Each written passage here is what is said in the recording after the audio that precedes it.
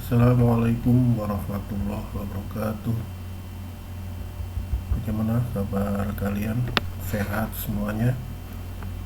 Bapak kali ini akan mempresentasikan mengenai penghentian aktiva tetap.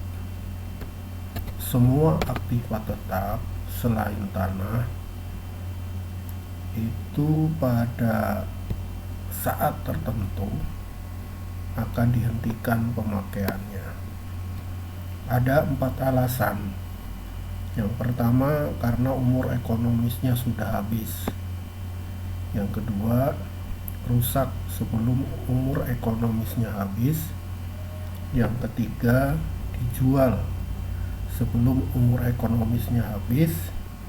Dan yang keempat, ditukar sebelum umur ekonomisnya habis.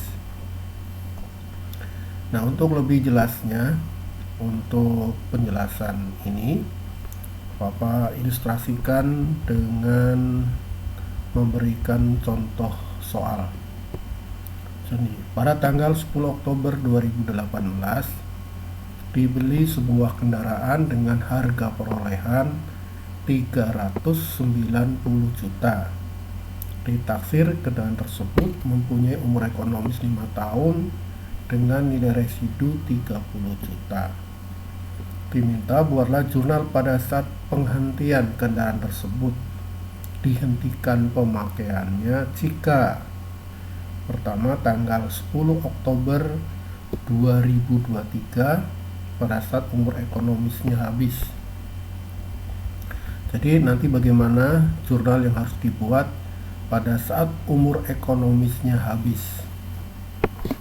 Nah, pertama akan kalian hitung besarnya penyusutan dari tahun 2018, di mana tahun 2012 itu adalah tahun pembelian kendaraan tersebut.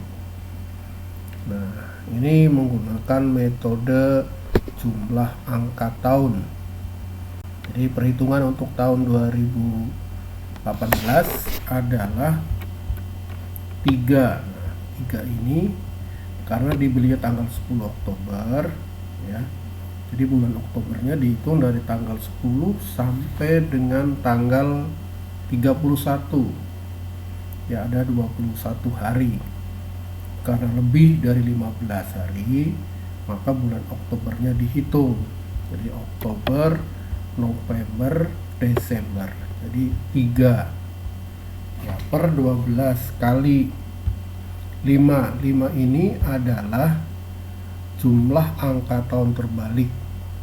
Karena di soal itu umur ekonomisnya adalah 5. 5 per 15. 15 adalah jumlah angka tahun. 1 ditambah 2 ditambah 3 ditambah 4 tambah 5 kali harga perolehan ya 390 juta dikurangi nilai residunya 30 juta. Jadi besarnya penyusutan tahun 2018 ada 30 juta. Kemudian untuk tahun 2019 kita ingat bahwa setiap angka tahun ini akan berlaku 12 bulan atau 1 tahun. Nah, sementara di tahun 2018 ini baru digunakan 3 bulan. Ya, berarti masih kurang 9 bulan. Jadi kalau sini 3, di sini 9. Kalau di sini 1, sini 11. Kalau di sini misalnya 5, ya sini 7, seperti itu. Tetap masih 5 per 15. Nah, 90 juta. Jadi perhitungan di tahun 2019 itu tidak bisa sekaligus. Jadi ada 2 perhitungan di sini. Perhitungan pertama 5 per 15, yang kedua 4 per 15. Jadi kalau ditanya berapa besarnya penyusutan tahun 2019, yaitu 90 juta ditambah 24 juta, jadi 114 juta. Seterusnya dan seterusnya ya. Nah, ini perhitungannya dari tahun ke tahun. Jadi jurnalnya nanti adalah beban penyusutan kendaraan. Jadi jurnal pada saat umur ekonomisnya habis ya, yaitu ini tahun 2023. Apa sudah tidak ini lagi? Nah, ini 18 juta ini ya. Jadi yang di jurnal ini saja. Kemudian Pak, yang ini bagaimana? Ini dibuat jurnal penyesuaian pada tanggal 31 Desember 2018. Jurnalnya debit beban penyusutan kendaraan, kredit akumulasi penyusutan kendaraan. Yang ini di jurnalnya pada tanggal 31 Desember 2019. Seterusnya dan seterusnya. Jadi kesimpulannya adalah yang belum di jurnal penyesuaian ya di tahun 2023, di mana tahun 2023 ini adalah kendaraan tersebut umur ekonomisnya sudah habis ya, jadi begitu. Nah, kalau kamu perhatikan jurnal ini sama saja mengeluarkan pembukuan kendaraan. Maksudnya mengeluarkan pembukuan itu adalah mengenolkan saldo-saldo perkiraan yang berhubungan dengan kendaraan.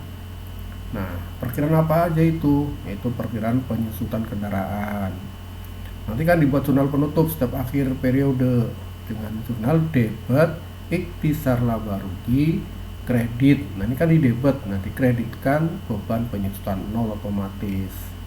Kemudian nah ini kredit akumulasi penyusutan kendaraan ya, nanti didebitkan di sini. Nah, demikian juga nih, ini kan kredit kendaraan. Waktu dulu membeli kendaraan pada tanggal 10 Oktober jumlahnya adalah debit kendaraan, kredit kas kalau dibeli secara tunai ya. Kalau dibeli secara kredit, kreditnya utang begitu ya. Jadi jurnal ini dibuat untuk mengeluarkan atau untuk mengenolkan saldo-saldo perkiraan yang berhubungan dengan kendaraan. Nah, ini kalau jurnal dibuat pada saat umur ekonomisnya habis. Sekarang yang berikutnya adalah jurnal pada saat kendaraan itu mengalami kecelakaan misalnya ya, mengalami kecelakaan. Nah, ini jurnalnya debit beban penyusutan kendaraan, akumulasi penyusutan kendaraan. Nah, didebitkan akumulasi rugi ya. Jadi kalau terjadi kecelakaan pasti rugi. Nah, ini metode yang digunakan adalah metode garis lurus. Nah, ini perhitungannya adalah harga perolehan kan 390 juta. Kemudian penyusutan tahun 2018 3/12. Masih ingat kan 3 itu dari mana?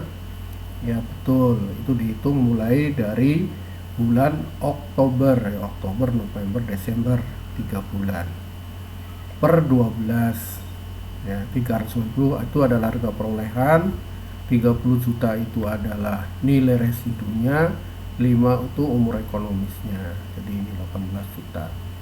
Tahun 2019 itu disebutkan selama 1 tahun penuh, jadi 12/12. Kemudian 6/12. Nah, kita lihat di soalnya, terjadi kecelakaannya kapan? Pada tanggal 14 Juli. Jadi tanggal 14 Juli ini dihitung dari tanggal 1 Juli sampai dengan 14. Jadi hanya ada 14 hari. Karena 14 hari kan kurang dari 15, berarti bulan Julinya tidak dihitung. Jadi menghitungnya dari tanggal 1 Januari sampai Juni, berarti ada 6 bulan ya. Maka di sini 6 bulan, 6/12 nah, hasilnya. Terus harga perolehan dikurang akumulasi penyusutan, ini adalah ruginya, rugi bukti kendaraan. Jadi jurnalnya debit beban penyusutan kendaraan yang dicatat itu hanya penyusutan di tahun 2020 saja, ya, dimana tahun tersebut terjadinya kecelakaan. Nah, terus yang 18 juta, 72 juta berarti nggak dicatat, Pak. Tetap dicatat, tapi mencatatnya yang 18 juta ini pada tanggal 31 Desember 2018. Kalau yang 72 juta ini dicatatnya pada tanggal 31 Desember 2019. Nah, yang 36 juta ini dicatatnya pada saat terjadinya kecelakaan.